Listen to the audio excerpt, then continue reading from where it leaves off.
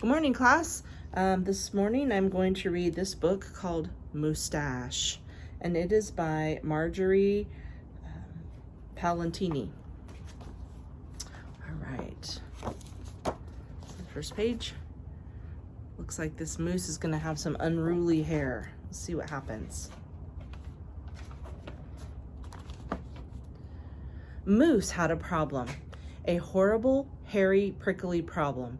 It grew right below his nostrils and above his upper lip. A moustache. See the moose? This is his moustache.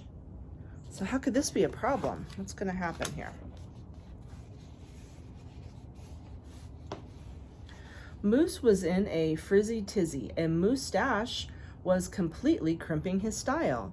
He was a great hoofer, but he could hardly bop and hip-hop with a moustache going flip-flop. There, he's all tied up. Here's Moose, and his mustache is all tangled up.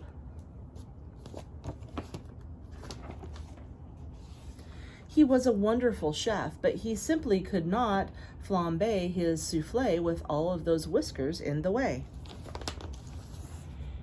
Look at that. He's trying to cook, and all his moustache hairs are getting in the food. That's icky. And he was a daring skier, but how could he downhill race with the mighty moustache blowing in his face? Moose had to do something, and soon. But what? Look at there, he's skiing downhill and all that hair is in his face.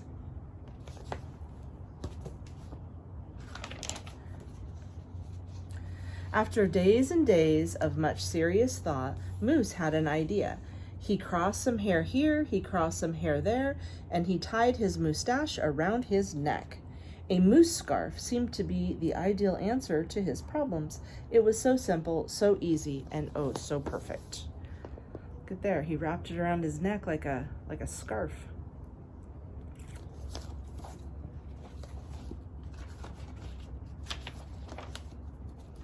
But then his moustache got knotted and mangled and horribly tangled, and those hundreds of hairs just prickled and tickled. Worse, Moose could hardly take a breath with all that moustache wrapped around his neck.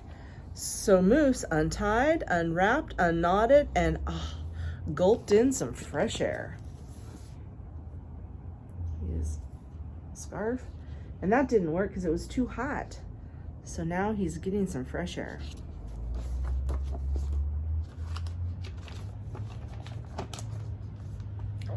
He got another idea.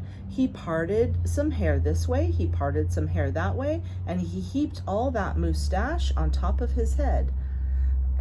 Moustached antlers seemed to be the ideal answer for his problem. It was so easy, it was so simple, so perfectly perfect, until a squadron of squirrels and one very nosy gopher moved right up into the Moose Motel. They huddled in horror, furrowed in, and burrowed out. Look at that. There's a big mess on his head, and now he's got squirrels and gophers living up there. Needless to say, it became quite crowded up there on Moose's head, and heavy and messy. Look at all this. So there's squirrels down there, and all this stuff's in his hair. That's probably not going to be very comfortable. And very, very noisy. The squirrels chittering and chattering and squawking woke Moose every morning before the crack of dawn, and that gopher was giving the moose one hairy headache. Moose needs to sleep. He needs to rest. He needs his privacy. Moustached antlers? Nuts, said Moose. So he unparted, unpiled, untwisted, and untwined, and said adios to those hairy horns. Look what he did. So he's washing all of those squirrels out of his hair.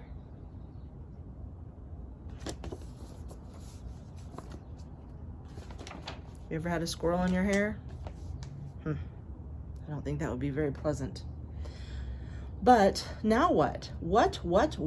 The miserable moose took hold of a hunk of hair and wrestled it, then roped it, then tethered and tied it and tamed it. Ah, a moose tail. Now that is so simple, that is so easy, but not so perfectly perfect. What about a dizzy do? Moose didn't know if he was coming or going, backwards or forwards. What? He did not know which end was which. Moose had a bail on his tail. Had to bail on his tail. Look at that. So he tried to wrap it up and make a tail, but that didn't work either. Let's see what he's going to try next. All kinds of good stuff. And so he thought and he thought and he thought some more. But no other idea was a worthy winner. Braids are a bother, a moustache sweater too sweltering. Net? Not. Poor Moose, his problem was truly terrible, unmemorable, just downright sad. He felt so alone, and he didn't know what else to do. Look, he tried to tie it up in a net around his antlers, but none of these things work. Braided, tied up. He can't figure out what to do with all this hair.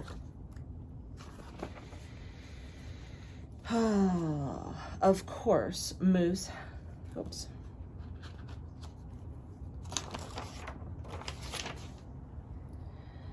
Then call it fate, call it destiny, or probably dumb luck. But one day, Moose tripped on his moustache and had no time at all to duck. Oomph! Pardon me, they both said as they bumped. Then they blinked, and then they stared, and their hearts went thump-thump.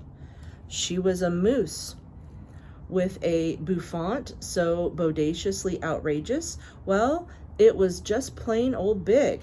Hair after hair piling higher than high, a skyscraping dew of glorious curls, a tower of swirling twirls, and she was simply splendid, stupendous, superbly, absolutely superb.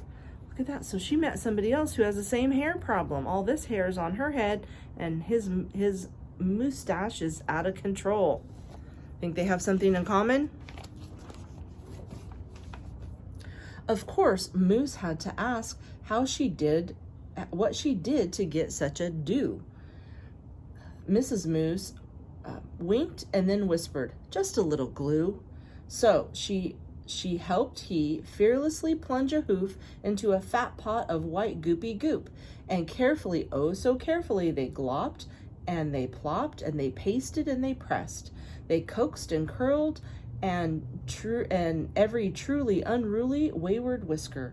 Around and around they tweaked and twirled those horrible hairs until Moose's once mangy mess was now a wondrous winding wave of a marvelous moustache.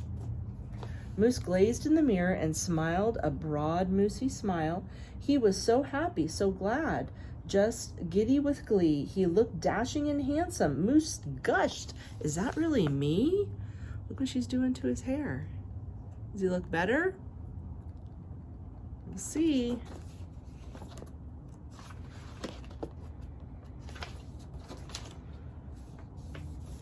With not a care for one hair, the moose pair boogied and bopped. They skied downhill and even uphill.